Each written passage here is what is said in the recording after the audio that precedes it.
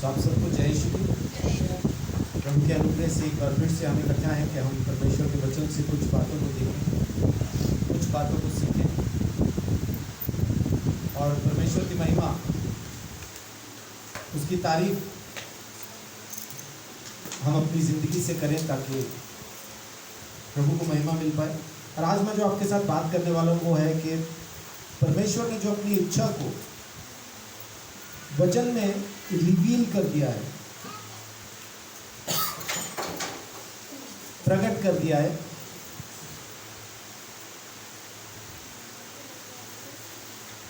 अभी तो मुकेश भाई बचपन से राधा स्वामी हैं तो ये हाल है।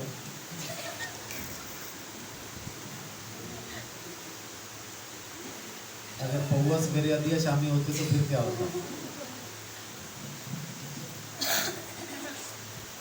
सो प्रभु का धन्यवाद जो परमेश्वर ने अपनी इच्छा को प्रकट कर दिया है वचन में कि मेरी ये इच्छा है। मुकेश भाई करे मेरा नाम आ गया उसमें।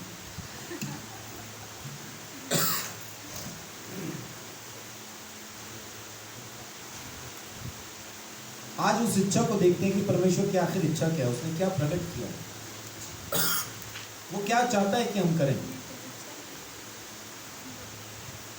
क्या बहुत लंबी चौड़ी कहानी है, क्या बहुत सख्त बातें हैं, क्या है आखिर, है ना, परमेश्वर ने क्या बताया, देखते हैं। शुरू करते हैं याकूब 4:15 से।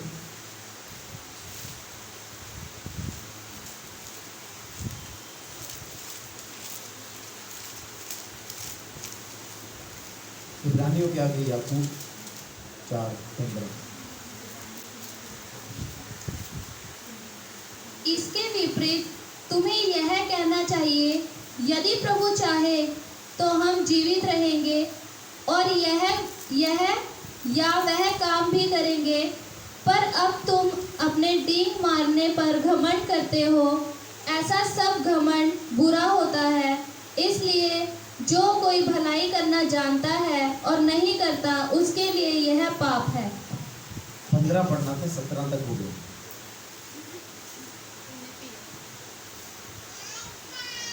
4:15 में लिखा है कि तुम कहते हो ये करेंगे वो करेंगे। अच्छा क्या है कि परमेश्वर की इच्छा पूरी हो, यही कहना अच्छा है। अच्छा क्या है ये कहना कि परमेश्वर की इच्छा पूरी हो। 4:15 में वही लिखा कि तुम कहते हो ये करेंगे वो करेंगे। अब एक बार ऊपर से पढ़ के देखिए, 13 से लेके 15 तक लगातार अब देखिए पढ़ के क्या कहता है। तुम जो यह कहते हो, आज या कल हम किसी और नगर में जाकर वहाँ 1 वर्ष बिताएंगे और व्यापार करके लाभ कमाएंगे, और यह नहीं जानते कि कल क्या होगा। सुन तो लो, तुम्हारा जीवन है ही क्या। तुम तो भाप के समान हो जो थोड़ी देर दिखाई देती है फिर लोप हो जाती है। इसके विपरीत तुम्हें यह कहना चाहिए, यदि प्रभु चाहे तो हम जीवित रहेंगे और यह या वह काम भी करेंगे। जी, वो क्या कह रहा है कि घमंड करते हो तुम इन बातों को लेके जिन पे तुम प्लान बनाते हो कि ये करेंगे, कल वो करेंगे, परसों ऐसा शुरू कर देंगे, चौथ को वैसा शुरू कर देंगे। ये तमाम बातें तुम करते हो। तुम इसमें अपने आप को बुद्धिमान समझ के ये बातें करते हो। ये होगा, वो नहीं होने देंगे, ऐसा रोक देंगे, वैसा कर लेंगे। ये सब अपनी तरफ से हम प्लान करते हैं। इसके विपरीत कहना क्या चाहिए कि हम चाहे ये कर पाएं चाहे ना कर पाएं, चाहे जिंदा रहें चाहे ना रहें, परमेश्वर की मर्जी पूरी होनी चाहिए। परमेश्वर की मर्जी पूरी होने के लिए हम इंतज़ार नहीं करते, बल्कि परमेश्वर की मर्जी में दखल देना, यानी अपनी बुद्धि से काम करना या चीज़ों को बनाना, तोड़ना, छोड़ना, पकड़ना शुरू कर देते हैं। तो असल बात परमेश्वर क्या चाहता है? परमेश्वर ये चाहता है, पाप की शुरुआत कहां से हुई? कहने के लिए शैतान से, जिसने घमंड किया मैं भी अपने आप को परमेश्वर बना लूंगा, मैं भी परमेश्वर हूं और अपना सिंहासन उससे ऊंचा कर दूंगा। ये सृष्टि के अंदर पाप की शुरुआत है। लेकिन इंसान में, मानव जाति में पाप की शुरुआत क्या है? हाँ जी, शुरुआत क्या थी? हाँ जी, गार्डन, लालच। अच्छा, लालच। मैं सोचा जीवन अंग्रेजी में बता रही, गार्डन।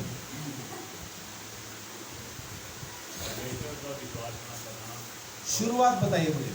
ये पॉइंट था, ये हुआ और पाप शुरू हुआ। पॉइंट बताओ। जब आदम ने सेब नहीं खाया था। फल खाया। जब बागे अदन के अंदर आदम ने भले और बुरे के ज्ञान का फल खाया, तब पाप की शुरुआत हुई। तो पाप की शुरुआत किस चीज से हुई?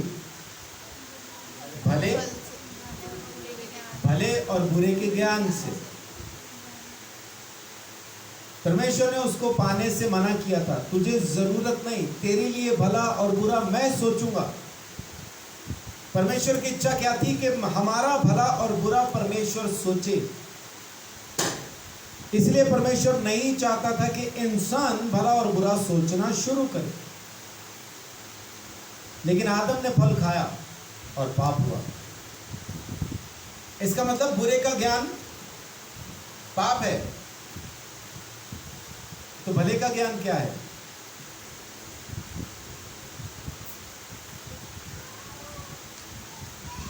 भले का ज्ञान भी पाप है, क्योंकि परमेश्वर ने जो फल खाने से मना किया, उस फल के अंदर दोनों ही गुण थे, भले और बुरे का ज्ञान एक ही फल में था। उसी को खाने से परमेश्वर ने मना किया था। अब भले का ज्ञान क्यों पाप है? लोग कहेंगे भला तो जानना अच्छी बात है, लेकिन भला जानना इसलिए बुरा है क्योंकि हम ये तय करना शुरू कर देते हैं, मैं अगर ये करूं तो ये मेरे लिए भला है।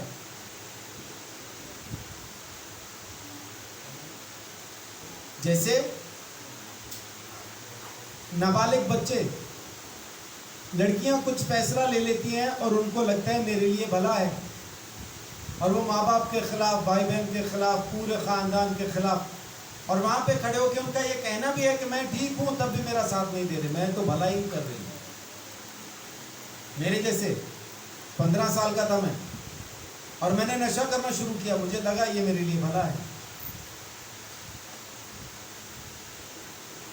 भले का ज्ञान भी क्यों पाप है? क्योंकि हमें जो पता है कि वो मेरे लिए भला है, असल में वो भी मेरे लिए भला नहीं होता।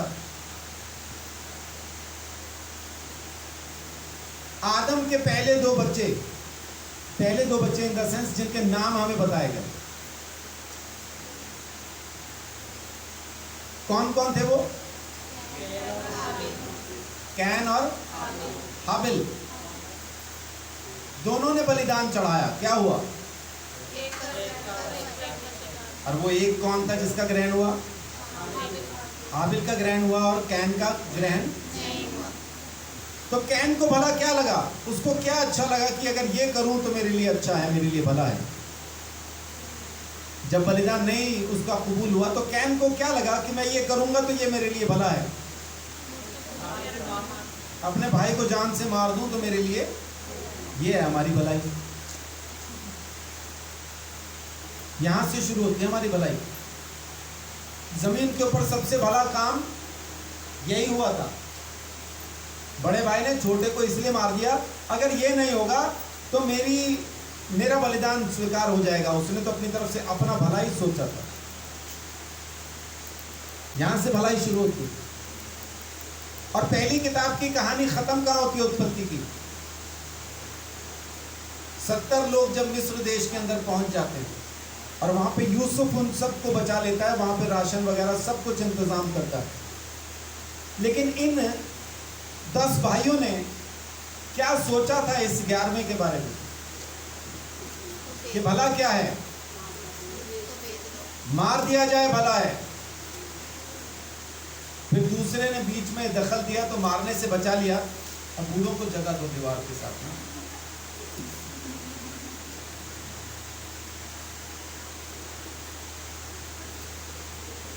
मार दिया जाए ये भला है,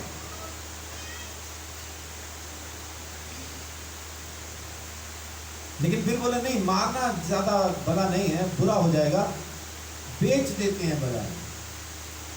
और 50 का 20 में, उत्पत्ति 50:20 में क्या लिखा है कि जो तुमने मेरे लिए सोचा था।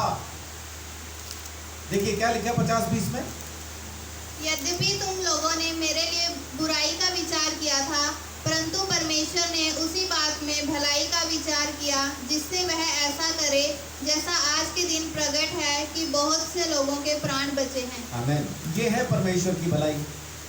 उन लोगों ने उसको मार डालना चाहा, बेच दिया, परमेश्वर उसको मिस्र देश में ले गया और वहां ले जाके प्रधानमंत्री बना के इन्हीं लोगों को बचाया जो उसको मार डालना चाहते।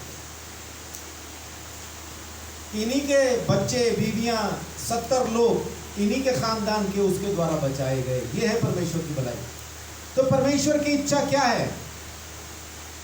परमेश्वर की इच्छा ये है कि हम अपना भला बुरा सोचना बंद करके परमेश्वर की योजना पे यकीन करें, परमेश्वर के भले और बुरे पे यकीन करें। वो जो करेगा भला करेगा, वो जो करेगा अच्छा करेगा, उस पे यकीन करना जरूरी है। जब तक हम उस पे विश्वास करके उसकी बातों को न मानेंगे, तब तक हम उसकी इच्छा को ना जान पाएंगे, ना समझ पाएंगे, ना पूरा कर पाएंगे। वो बार बार कहता है अपनी समझ का सहारा न ले। 8 साल पहले परमेश्वर कहता है जा सुसमाचार प्रचार करो, और मैं अपनी बुद्धि से भला क्या सोचता हूं काम भी करता रहूंगा, सुसमाचार भी सुनाता रहूंगा। और ना तो काम ही होता है, ना सुसमाचार ही होता है, और ऊपर से सरकार खराब है हमारी। जब देखो रुपया गोल बना देती है ना, चौरस बनाओ, तिकोना बनाओ, ताकि गिरे तो लुढ़क के दूर तो ना जाए। सरकार ने सिक्के बनाए गोल, और गोल सिक्का आगे आगे, हम पीछे पीछे गोल। ना वो सिक्का हाथ आता है, ना सुसमाचार सुनाया जाता है। परमेश्वर ने कहा मेरी बात पे यकीन कर, तो करके तो देखो। सब छोड़ के एक बार परमेश्वर की बातों को मान के तो देखो उसकी इच्छा क्या है। और वो बार बार कहता है, बार बार कहता है, एक बार नहीं कहता। किसी को याद है रोमियो 8:28 में क्या लिखा है?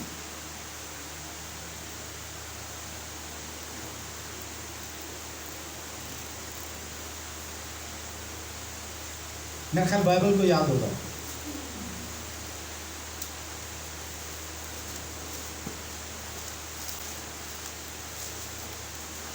और पढ़ने के बाद सारे अपने अपने मन में बोले अरे ये तो मालूम था, ये तो हम जानी।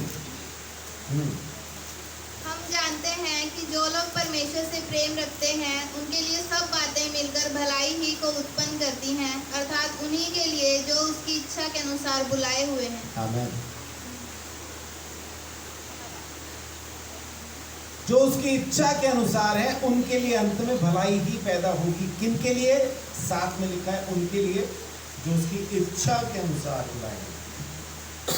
जो उसकी इच्छा में है आखिर में भलाई पैदा होगी, आखिर में भलाई जरूर पैदा होगी। परमेश्वर कहता है। अभी किसी को याद है यिर्मयाह 29:11-13 में क्या लिखा है? बोलिए, माइक पे बोलिए, ऐसे बोलिए अंदाजे में क्या है, साथ में खोल लीजिए, जब सही निकल आए तो पढ़ भी कीजिए।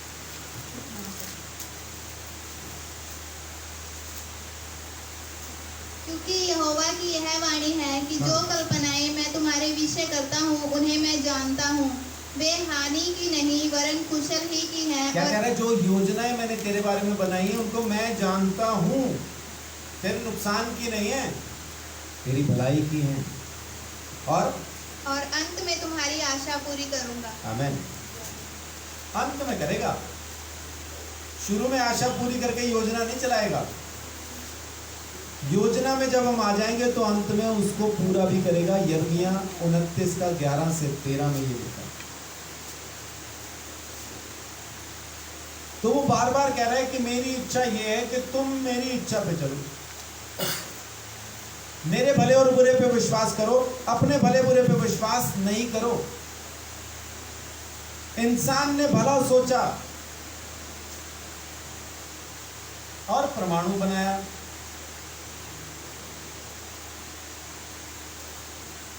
इंसान ने भला सोचा, परमाणु बनाया और फिर वो गिरा भी दिया।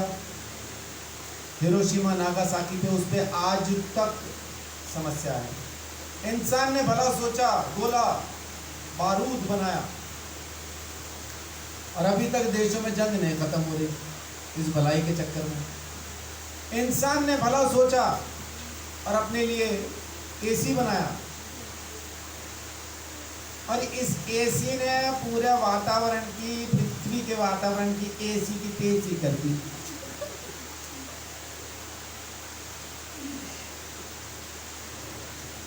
ये ग्लोबल वार्मिंग क्यों है?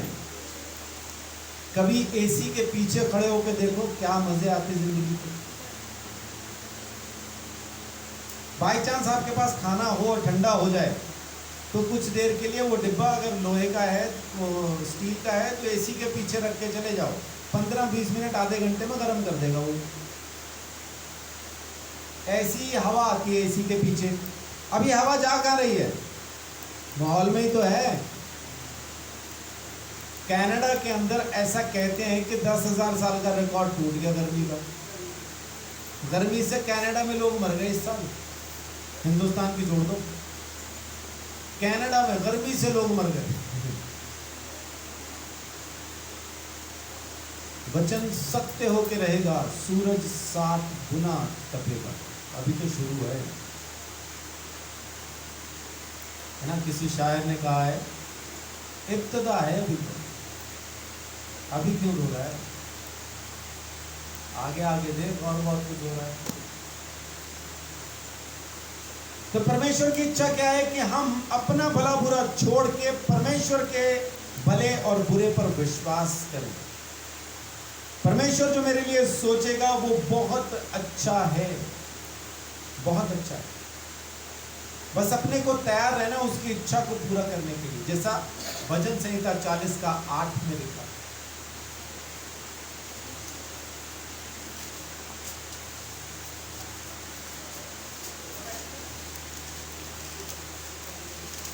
हे मेरे परमेश्वर, मैं तेरी इच्छा पूरी करने से प्रसन्न हूँ और तेरी व्यवस्था मेरे अंतःकरण में बसी है। अंतःकरण में बसी।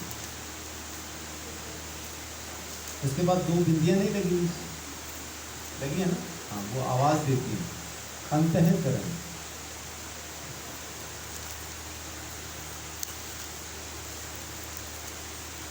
तेरी व्यवस्था मेरे अंदर बसी है। और यहाँ पे क्या लिखा है? मैं तेरी इच्छा को पूरी करने से प्रसन्न हूं।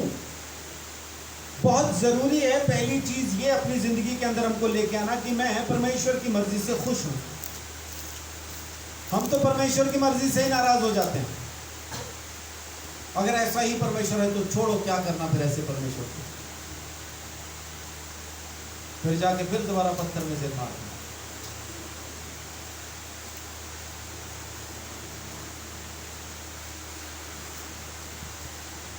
एक बहन अपने ही चर्च में आई थी कई साल पहले।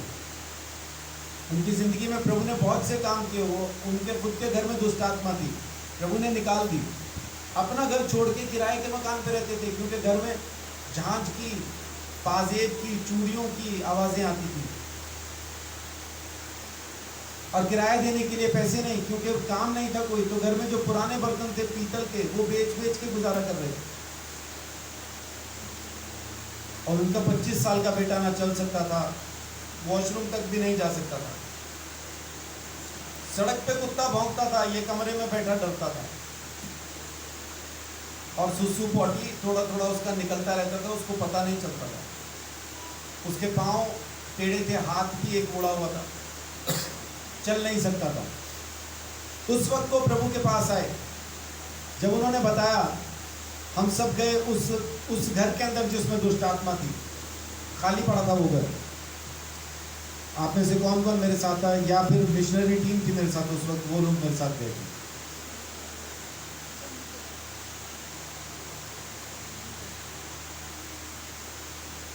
सन 2008 या 9 की बात हुई, 7 की नहीं हुई, 7 की है शायद। शुरुआत मेरी सेवकाई की शुरुआत के समय की बात है, 7 में मैंने सेवकाई शुरू की, तो 7 या 8 में ऐसा ही गए थे। तो उस परिवार में जाके, उस घर में जाके हमने प्रार्थना की और मैंने बोला कि अपना सामान रख लो, यहाँ पे प्रभु का आत्मा अब यहाँ पे है, यहाँ पे उसकी महिमा हुई है, तो ये घर दुष्ट आत्मा से आज़ाद है। तो बोलते कि यहाँ पे मीटर, वो अपना पानी की मोटर नहीं है, बगैर मोटर के पानी चढ़ेगा नहीं। सेक्टर 10 में आज भी बगैर मोटर के पानी टंकी में नहीं चढ़ता, नल में तो आ जाता है, टंकी में नहीं जाता ऊपर छत पे, इतना प्रेशर नहीं होता। तो वहाँ पे प्रार्थना किया और उनको कहा टेंशन नहीं लो, पूरे सेक्टर 10 के अंदर बगैर मोटर के पानी टंकी पे नहीं जाता था, उस परिवार का जाता था। उस परिवार में, उस घर में पानी टंकी पे चढ़ने लगा, वो अपने घर में आके रहने लगे, दुष्ट आत्मा का कोई असर नहीं रहा। इनके बेटे का ये हाथ सीधा हो गया, पाँव भी खुल गए, चलने फिरने लगा, सुसु पोटी निकलना बंद हो गया। अभी सड़क पे बाहर वो 3 टायर वाली साइकिल पे जाके वो काम भी करने लगा। लेकिन उस टाइम पे उनके हस्बैंड की डेथ हार्ट अटैक से होती है, और वो बोलती हैं वो तो प्रार्थना किया करते थे, वो कैसे मर गए। मरेंगे तो हम सब, कौन नहीं मरेगा। अगर यीशु मसीह हमारे जिंदा रहते नहीं आता है तो हम सब मरने वाले हैं। जिंदा रहते आ गया तो फिर नहीं मरेंगे, आमीन। फिर हम बदल जाएंगे। पहले जो मुर्दे हैं वो जी उठेंगे और हम सब जो हैं, वो हम सब जो जिंदा हैं बदल जाएंगे। बस ये बोल के उन्होंने प्रभु यीशु मसीह को छोड़ दिया और अलग एक देवता की पूजा शुरू कर दी। अब उनकी भी मौत हो गई है, हार्ट अटैक से ही हो गई है, मर गई। अब जैसे ही मरी होगी तो सत्य पता चला होगा, लेकिन अब बहुत देर हो गई। परमेश्वर की इच्छा को पूरा करने में प्रसन्न होना ये बहुत जरूरी है, क्योंकि किसी का जीना किसी का मरना इस बात को तय नहीं करता कि परमेश्वर है या नहीं है। परमेश्वर की मर्जी को मैं प्रसन्नता से पूरा करता हूं, ये जरूरी है। परमेश्वर की मर्जी को पूरा करने से मैं खुश हूं, मुझे आनंद है, मुझे खुशी है, ये जरूरी है। उसकी इच्छा को पूरा करना, उसमें खुश होना बहुत जरूरी है। समझ में ना आए तो परमेश्वर को कहो मुझे सिखा। भजन संहिता 143 का 10, प्रभु सिखा मुझे तेरी इच्छा को पूरा कैसे करना है, मुझे सिखा, मैं नहीं समझ पा रहा हूं। और इच्छा क्या है, शुरू से कह रहा हूं, मेरा भला क्या है परमेश्वर जानता है, मेरा बुरा क्या है परमेश्वर जानता है। तो अपने बुरे और भले के ज्ञान को त्याग के, अपनी समझ को त्याग के पूरी तरह से परमेश्वर की समझ का सहारा लेना जरूरी है। अपनी बुद्धि से कुछ सोचने की जरूरत नहीं। परमेश्वर जो कुछ मेरे लिए करेगा भला करेगा, बस उससे बात करना जरूरी है, प्रभु मुझे ये चाहिए, और वो हो जाएगा। आमीन। 143 का 10, मुझको यह सिखा कि मैं तेरी इच्छा कैसे पूरी करूं, क्योंकि मेरा परमेश्वर तू ही है। तेरा भला आत्मा मुझको धर्म के मार्ग में ले चले। आमीन। मुझको सिखा कि मैं तेरी इच्छा को पूरा कैसे करूं। प्रभु को कहो, प्रार्थना करो। ये भी तो कर ही रहा है प्रार्थना। भजनकार ने भी तो यहाँ पे प्रार्थना लिखी है कि मुझे सिखा कि मैं तेरी इच्छा को कैसे पूरा करूं। और प्रभु यीशु मसीह जब अपने चेलों को प्रार्थना सिखाता है, कहाँ पे सिखाई उसने प्रार्थना? कौन सी जगह लिखी है वो प्रार्थना? हाँ जी, प्रार्थना सिखाई जो उसने, है हमारे बाप तू जो आसमान पे है, कहाँ लिखी है? मत्ती में। मत्ती में कहाँ? मत्ती का 6 में 9 से 13 एग्जैक्टली।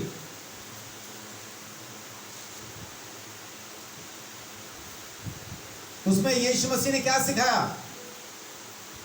है हमारे बाप तू जो आसमान पर है, तेरा नाम पाक माना जाए, तेरी बादशाहत आए और तेरी मर्जी जैसे आसमान पर पूरी होती है वैसे ही जमीन पर भी। 6:10 में वो कहता है कि तेरी इच्छा पूरी हो। अगर यीशु मसीह भी यही प्रार्थना कर रहा है कि तेरी इच्छा पूरी हो, गत्समनी बाग के अंदर भी उसने यही कहा जब मरने को था, तो कहता है कि अगर तू चाहे तो ये प्याला मेरे सामने से टल सकता है, लेकिन मेरी नहीं, तेरी इच्छा पूरी हो, क्योंकि तू जानता है कि भला क्या है। मत्ती 6:10 में भी जब प्रार्थना सिखाता है यीशु मसीह, तो वहां पे यही कहता है कि तेरी इच्छा पूरी हो जैसी आसमान पर पूरी हो।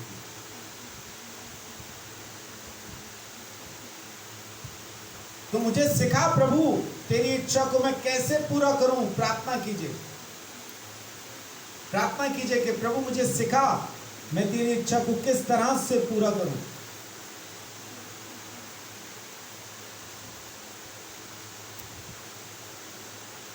और यीशु मसीह ने एक और चीज हमें बताई। पता कैसे चलेगा कि मैं उसकी इच्छा पे चल रहा हूं या यही उसकी इच्छा है? मालूम कैसे होगा? देखिए, आप इसको पढ़ सकते हैं, यूहन्ना 7 अध्याय उसकी 16-17। यूहन्ना 7:16-17। यीशु ने उन्हें उत्तर दिया, मेरा उपदेश मेरा नहीं परंतु मेरे भेजने वाले का है। यदि कोई क्या कह रहा है? मेरा उपदेश मेरा नहीं है, मेरे भेजने वाले का है। जैसा मैं आज आपको सीना ठोक के कह सकता हूं कि ये संदेश मेरा नहीं है, उस परमेश्वर का है जिसको मैं जानता हूं, जिसको मैं मानता हूं, जिसके वचन को मैं पढ़ता हूं, उस वचन में ये लिखा है। ये उपदेश मेरा नहीं है। बहुत से लोग मेरी तारीफ करते, पास्टर जी आप बहुत अच्छा वचन बताते हैं, बहुत अच्छा सिखाते हैं। मेरा नहीं है, ये बाप का संदेश है जो मैं आप तक पहुंचाता हूं। यीशु मसीह वही कह रहा है। यीशु ने क्या कहा? ये उपदेश जो तुम मुझसे सुनते हो, ये उपदेश मेरा नहीं, मेरे भेजने वाले का है। और आगे क्या कहता है? यदि कोई उसकी इच्छा पर चलना चाहे। हाँ, क्या? यदि कोई उसकी इच्छा पर चलना चाहे। कितने लोग चलना चाहते हैं? आमीन। तो वह इस उपदेश के विषय में जान जाएगा कि यह परमेश्वर की ओर से है या मैं अपनी ओर से कहता हूँ। आमीन। तो कैसे चल पाएंगे उसकी इच्छा पे? दोबारा पढ़ो ये वचन, अगर समझ में आता है तो मुझे बताओ। 16-17 दोबारा पढ़िए। यीशु ने उन्हें उत्तर दिया कि मेरा उपदेश मेरा नहीं परंतु मेरे भेजने वाले का है। यदि कोई उसकी इच्छा पर चलना चाहे तो वह इस उपदेश के विषय में जान जाएगा कि यह परमेश्वर की ओर से है या मैं अपनी ओर से कहता हूँ। तो कैसे होगा? उसको पूरा विश्वास हो जाएगा ये परमेश्वर का ही वचन है। तो चल कैसे पाएंगे? इच्छा पूरी कैसे कर पाएंगे? अजय, जो कुछ यीशु कह रहा है करना शुरू करो तो जान जाओगे कि ये मेरा नहीं है, मेरे भेजने वाले का है, और तुम उसी की इच्छा पे चल रहे हो। क्योंकि पहले क्या कहता है? जो कुछ मैं कह रहा हूं ये उपदेश मेरा नहीं है, मेरे भेजने वाले का है। और अगर कोई उसकी इच्छा पर चलना चाहे तो करे क्या? जो मैं कह रहा हूं वो करे, और वो समझ जाएगा, उसको पता चल जाएगा। तो परमेश्वर की इच्छा को पूरा करने के लिए आप अगर ये प्रार्थना कर रहे हैं ना कि प्रभु मुझे सिखा। अगर कोई अन्नू के पास आके कहता है कि अन्नू मुझे कंप्यूटर चलाना सिखा, तो क्या रोज आके ये विनती करने से वो सीख जाएगा? तो करना क्या पड़ेगा? साथ साथ जो कुछ अन्नू कहेगी वो उसको कंप्यूटर पे करना पड़ेगा। जहां वो गलत करेगा या करेगी वहां पे अन्नू उसको मदद कर सकती है। ऐसा नहीं, ऐसा होगा। तो धीरे धीरे शुरू में वो गलतियां करता रहेगा या करती रहेगी, लेकिन अन्नू उसको जब लगातार सिखाती रहेगी तो वो एक दिन सीख जाएगा या सीख जाएगी। लेकिन अपनी समस्या क्या है? हम सिर्फ बैठ के परमेश्वर के सामने ये प्रार्थना करते रहते, प्रभु अपनी इच्छा पे चलना सिखा, बस। ना तो परमेश्वर के पास बैठ के उससे पूछते हैं कि अब क्या करूं, और ना ही उसकी आज्ञाओं की प्रैक्टिस शुरू करते हैं। एक बार टूटेगी, 2 बार टूटेगी, 100 बार टूटेगी, 100 लाख बार टूटेगी, लेकिन जब वो सिखाता रहेगा तो एक दिन आप उस पर चलने लगेंगे। लेकिन हमारी सिर्फ प्रार्थना है, प्रभु सिखा, मुझे सिखा दे बस। वो कहता है चलना शुरू करना ना, चलना छोड़, सिखा दे।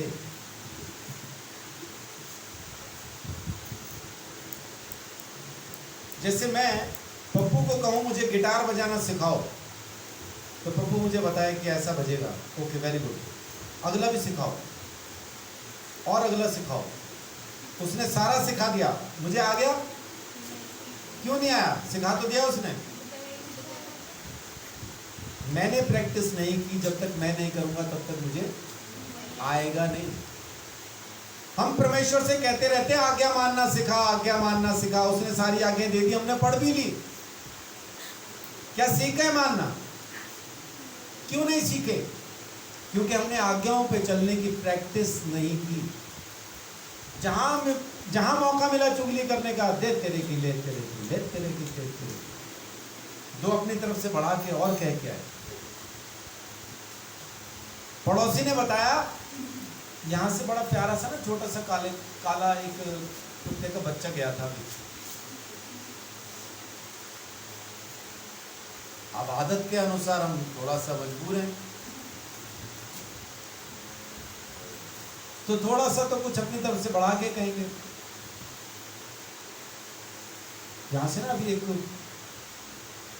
काले रंग का कुत्ते का बच्चा इधर से गया था तो अच्छा, लेकिन खतरनाक बहुत था।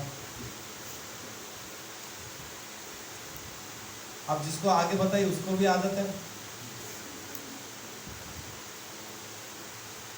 यहां से कुत्ते का बच्चा गया, बड़ा खतरनाक था, शायद पीछे कहीं लड़के आया था, कुछ ऐसा उसको देख के लग भी रहा था। अभी धीरे धीरे बड़ा होने लगेगा। यहां से काले रंग का कुत्ता गया था, और था तो बच्चा ही लेकिन बड़ा था, फिर भी बड़ा खतरनाक दिख रहा था, ऐसे जैसे पागल हो। और फिर शाम तक बात क्या हो जाएगी? तेरे को पता है गली में से सुबह पागल कुत्ता निकला, मुंह से झाग निकल रही थी, पीछे कितने लोगों को काट के आया, आगे भी कितनों को काटा उसने, और था कुछ नहीं, खाली कुत्ते का एक बच्चा निकला था। उसी को हमने पागल भी कर दिया, लोग भी कटवा दिए, क्योंकि आदत है। इसी आदत को छोड़ने के लिए यीशु मसीह कहता है चुप रहने की प्रैक्टिस कर, चुप रहे, मत बोल। जब ऐसा कुछ गलत बोलने का मौका आए तो ना बोल, लेकिन हम तो बोले बगैर रहा नहीं जाता। किसी को निकम्मा, पागल, बेवकूफ न कह, हमसे रहा नहीं जाता। तो प्रार्थना तो कर रहे प्रभु अपनी मर्जी पे चलना सिखा, लेकिन प्रैक्टिस कर रहे क्या? प्रैक्टिस भी कर रही। यीशु मसीह क्या बोल रहा है? अगर कोई चलना चाहे, परमेश्वर की इच्छा को जानना चाहे, तो जो उपदेश मैं दे रहा हूं इसी से पता चल जाएगा कि ये मेरा है या बाप का है। तो जब हम परमेश्वर की बातों को मानना शुरू करें जो प्रभु यीशु मसीह ने हमें कही है, तो अपने आप पता चल जाएगा कि वो सही है या गलत, और हम उसके रास्तों पे, उसकी इच्छा पे चलने लगेंगे। यीशु ने क्या कहा? जब चलने लगोगे तो जान जाओगे। पौलुस भी यही कह रहा है, देखिए रोमियो 12:2 में पौलुस यही बात कह रहा है।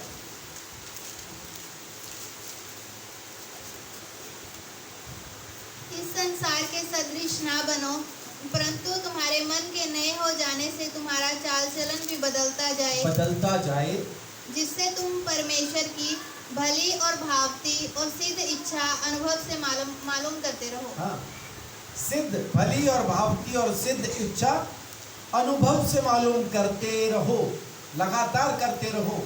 वो एक ही बार में नहीं पता चल जाएगी, वो लगातार पता करते रहना पड़ेगा।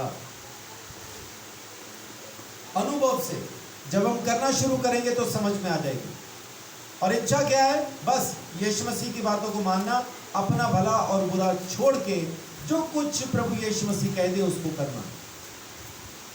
अब इस दौर में बहुत से लोगों को ये भी ऐसा भी संदेश आ जाता है कि अपना परिवार छोड़ और निकल जा। वो नहीं निकलते।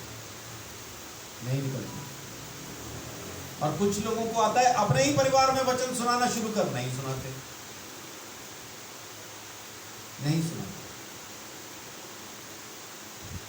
सो परमेश्वर के अनुभव में चलना बहुत जरूरी है। उसकी इच्छा को मानना बड़ा जरूरी है। और इसकी इच्छा हम सब के लिए भली है, बहुत बहुत बहुत भली है।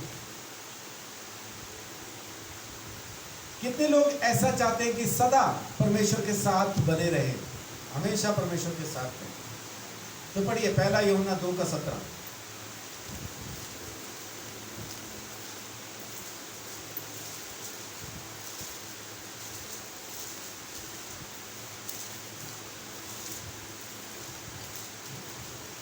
संसार और उसकी अभिलाषाएं दोनों मिटते जाते हैं, पर जो परमेश्वर की इच्छा पर चलता है वह सर्वदा बना रहेगा। आमीन। जिस संसार के चक्कर में, जिस शरीर के चक्कर में हम परमेश्वर की इच्छा से भाग रहे हैं और अपनी इच्छाओं को पूरा कर रहे हैं, वचन कह रहा है ये संसार और इसकी अभिलाषाएं दोनों खत्म हो जाएंगी एक दिन। न तुम रहोगे ना संसार रहेगा, दोनों खत्म हो जाएंगे। जिनको सुंदरता का घमंड था,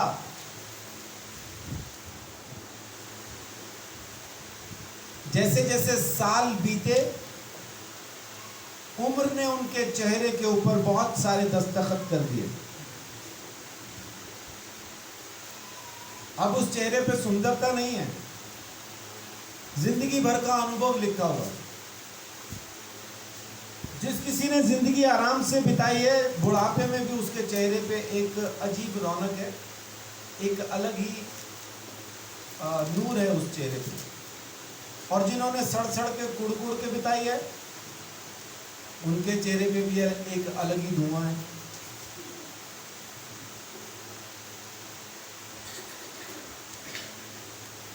वो किसी जमाने में बहुत खूबसूरत रहे होंगे, लेकिन जिंदगी उन्होंने बड़ी अजीब बिताई है, तो आखिर में बुढ़ापे के अंदर ना बड़ा अजीब सा चेहरा होता है उनका, डरावना सा, मतलब अजीब ही होता है कुछ मामला। उस चेहरे को देख के आराम नहीं आता, सुकून नहीं आता, खौफ आता है, डर आता है। लेकिन जिन्होंने आराम से बिताई ना, उनके चेहरे पे भी एक अलग शांति दिखाई देती। लेकिन सुंदरता तो नहीं रहती, ना उस अच्छे वाले चेहरे पे, ना इस खराब पे। सुंदरता खत्म, जिस पे घमंड था खत्म हुआ है ना। जिन हाथों को, पैरों को मैनीक्योर पेडीक्योर करवाते थे, अभी उंगलियां टेढ़ी मेढ़ी हो गई हैं। अब नाखून भी अजीब से हो गए हैं, है ना, मोटे मोटे, और कईयों को तो फंगस हो जाती है, तो काले हरे नाखून, मोटे मोटे, अजीब से। अभी क्या हुआ? अभी कराओ मैनीक्योर पेडीक्योर, अब कुछ फर्क नहीं पड़ेगा। यानी जिन जिन चीजों पे हम घमंड करते हैं, धीरे धीरे वो खत्म हो जाती हैं। संसार और उसकी अभिलाषाएं खत्म हो जाएंगी, लेकिन रहेगा क्या? जो परमेश्वर की इच्छा पे चलता है वो सर्वदा बना रहेगा। अगर आपको भी हमेशा बने रहना है तो परमेश्वर की इच्छा पे चलना। और परमेश्वर की इच्छा क्या है? कि हम अपना भला बुरा सोचना छोड़ दें, परमेश्वर के भले और बुरे पर यकीन करें। हम अपने भले और बुरे के चक्कर में अपना परिवार भी खराब करते हैं, अपने बच्चों का भी खराब करते हैं, सब खराब कर देते हैं। ढूंढ ढांड के चुन के खुद ही बहू लाए होते हैं। बहू खुद लेके आते ढूंढ के, पसंद करके, ये अच्छी है ना, ठोक बजा के सिर में लोहे मार के टन, ठीक बज रही है।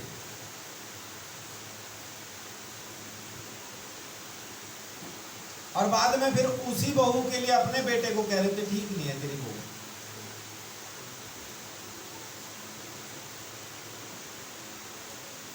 शुरू शुरू में होता है बहू,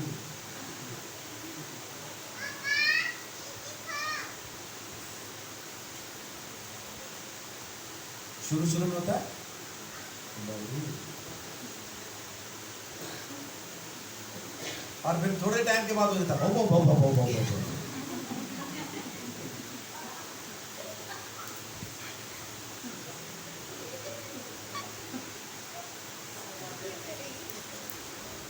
अब क्या है?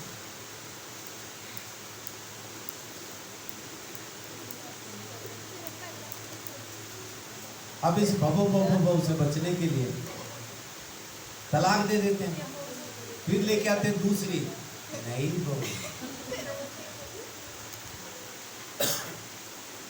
और कुछ टाइम के बाद नई भवो भवो भव।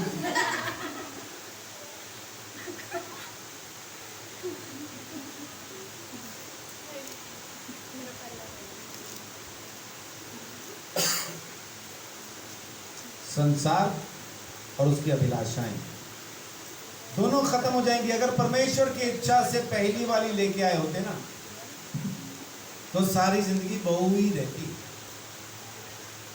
ये जो संसार की अभिलाषा से अपने शरीर की इच्छा से लाई हुई भोगो भोगो होती है, इसका बहू होना बड़ा मुश्किल हो जाता है।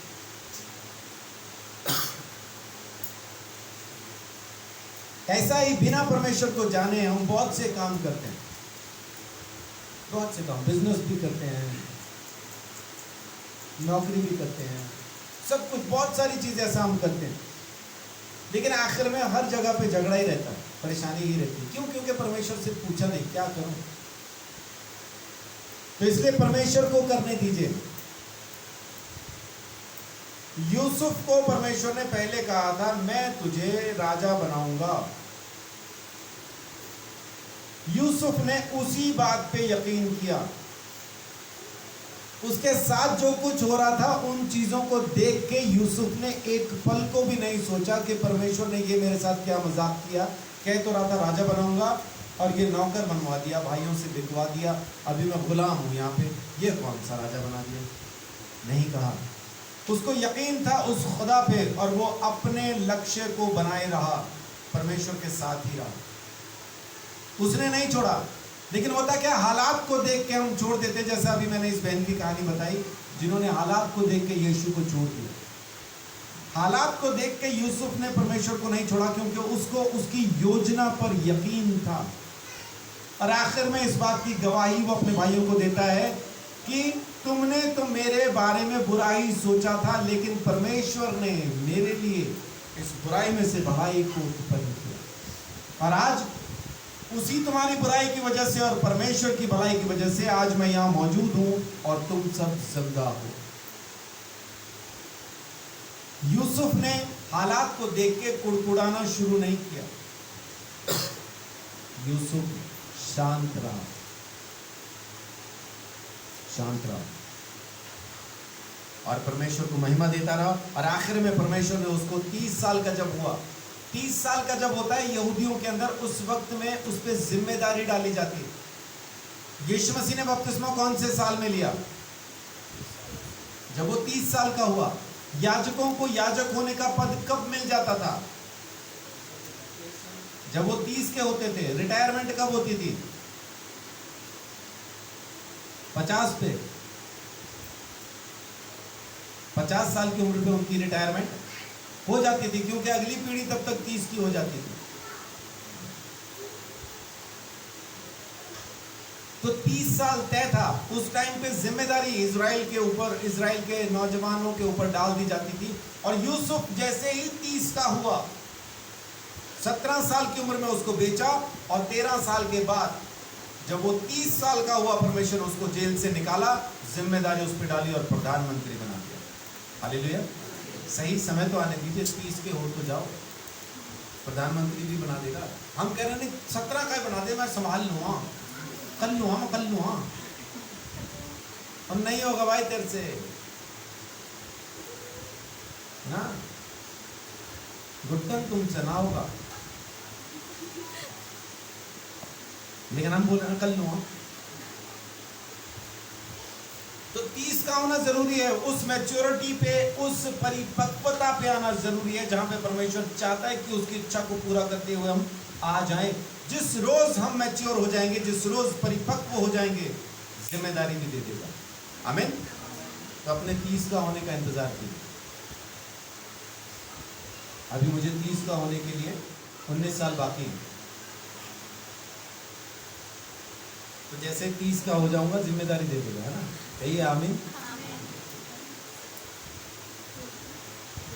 अंजू बहन हंस रही है। अंजू बहन मेरे से ज्यादा बड़ी नहीं है, 18 साल का फर्क है बस। वो 18 साल बड़ी है मुझसे। सवाल लो, कहीं गिर नहीं जाना।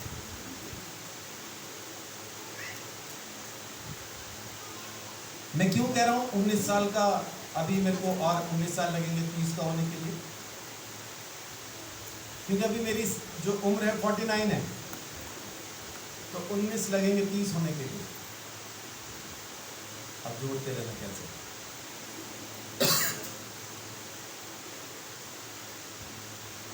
परमेश्वर की इच्छा एक ही है, शुरू से आदम के जमाने से उसकी एक ही इच्छा है बस। और वो क्या है? भले और बुरे के लिए परमेश्वर को देखना। मेरा भला क्या है? परमेश्वर से पूछना। मेरा बुरा क्या है? परमेश्वर से। यही है उसकी इच्छा। मेरा भला और मेरा बुरा परमेश्वर जानता है, मैं नहीं जानता।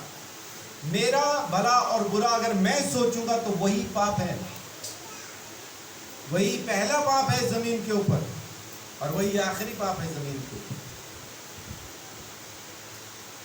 यीशु मसीह के भाई बहन कौन है?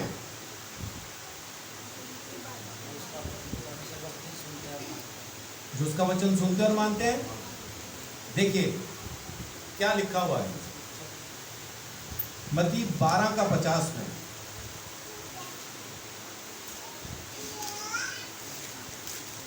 आखिरी आयत है 12 की। क्योंकि जो कोई मेरे स्वर्गीय पिता की इच्छा पर चले वही मेरा भाई और मेरी बहन और मेरी माता है। कौन है उसके भाई बहन माता पिता? कौन है उसकी माँ भाई बहन? कौन है? जो बाप की इच्छा पर चलते हैं वही है। और अभी आपने पढ़ा कि जो उसकी इच्छा पे चलता है सर्वदा बना रहेगा। जो उसकी इच्छा पे चलता है वही उसका भाई बहन और माँ है। अगर आप भी प्रभु यीशु मसीह के रिश्तेदार बनना चाहते हैं तो परमेश्वर की इच्छा पे चलना शुरू कीजिए। और उसकी इच्छा क्या है?